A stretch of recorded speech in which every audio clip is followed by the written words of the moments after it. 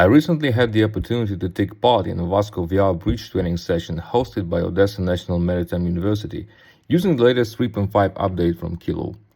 As a navigator with simulator and teaching experience, I came away genuinely impressed with how far this untethered VR bridge concept has evolved, particularly in terms of realism for collision regulations and bridge resource management training. Update 3.5 confirms that VASCO is no longer just an interesting VR experiment.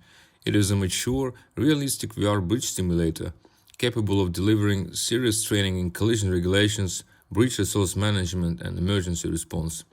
The combination of authentic ship behavior, in this case the Burke-class destroyer, credible port and coastal environments, simulated security messages and navigation equipment, strong man overboard or emergency tools, and a significantly improved planner and navigation toolset all makes it a very attractive platform for both Navy and civilian navigational training. From my experience in the latest session with Odessa National Maritime University, I can confidently say that the Kilos Update 3.5 is a meaningful step forward in VR-based maritime training and deserves serious attention from any organization looking to modernize collision regulations, bridge resource management, and emergency response training capabilities.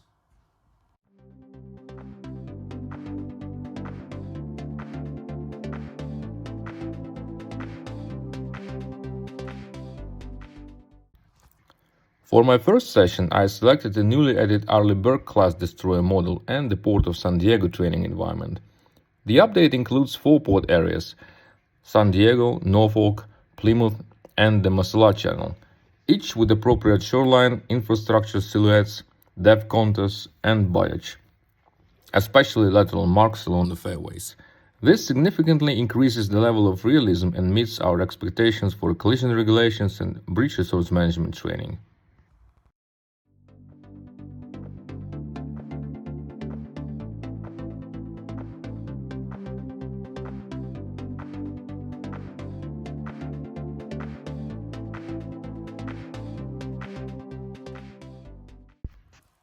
In the second scenario, we again chose the destroyer, this time of the approaches to Plymouth. Once clear of the immediate coastal constraints, with a helmsman lookout under my command on the virtual bridge, I deliberately triggered a man overboard situation to test the new emergency features introduced in this update.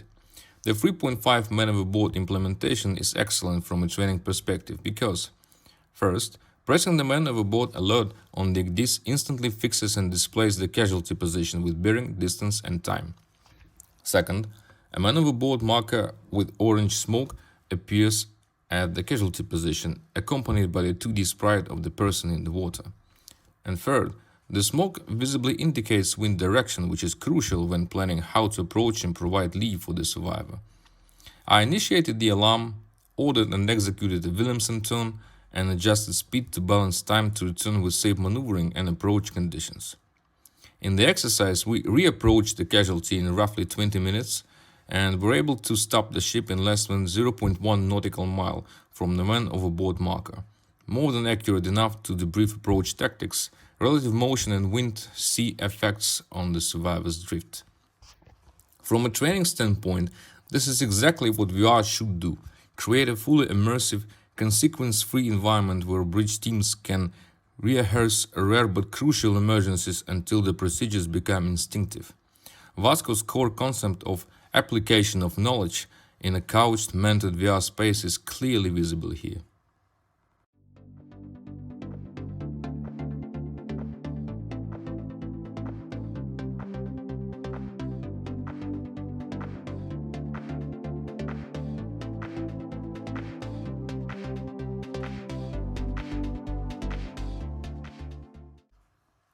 The updated planner tool is another strong point of version 3.5. It now runs noticeably smoother and more responsibly, while displaying ranges and distances in a way that makes pre-briefing and exercise design faster and clearer. In addition to general performance improvements, we particularly value the following enhancements. 1. Ability to place a man overboard position directly in the planner, allowing instructors to prescribe emergencies instead of improvising them on the fly. 2. A label object capability so that identification labels and key reference points can be added into scenarios. 3. A set of new assets including FPSO wind farms, pilot launch, dredger, and search and rescue units, which allows more realistic traffic and environmental setups for COLREGs and BRM exercises. And 4. Improvements to EGDIS and radar tools, including EBL and VRM in EGDIS and BCR BCT functions, which support practical training in coastal navigation, route monitoring, and risk assessment. For maritime academies and training centers, this opens up a huge possibilities, from structured Man Overboard and SAR drills to complex COLREG and BRM scenarios with multiple platforms, all inside an untethered VR ecosystem which only needs basic connectivity rather than a full physical simulator room.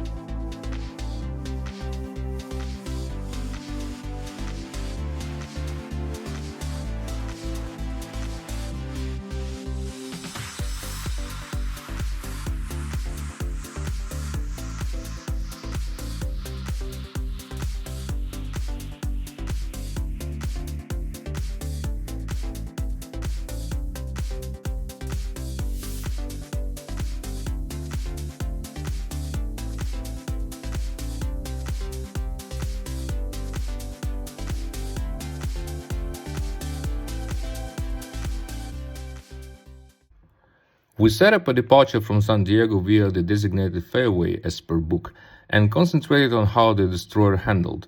The ship model felt right.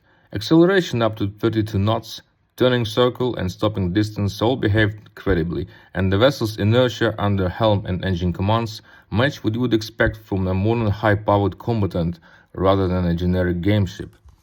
A very welcome improvement in 3.5 is the simulation of security messages. During the San Diego exercise, a security message to remain clear of certain areas was received over the simulated VHF, which added exactly the kind of operational context and workload you want in BRM and COLREG training, not just steering in vacuum. The bridge itself is laid out for a realistic 4-person team, 2 OOVs and 2 ratings, but thanks to the fluid VR interaction design and well flowed out interfaces, I was able to manage the destroyer alone during the session when required. This speaks well for the intuitive control philosophy Killer promotes in VASCO, while still allowing proper team setups when running full exercises.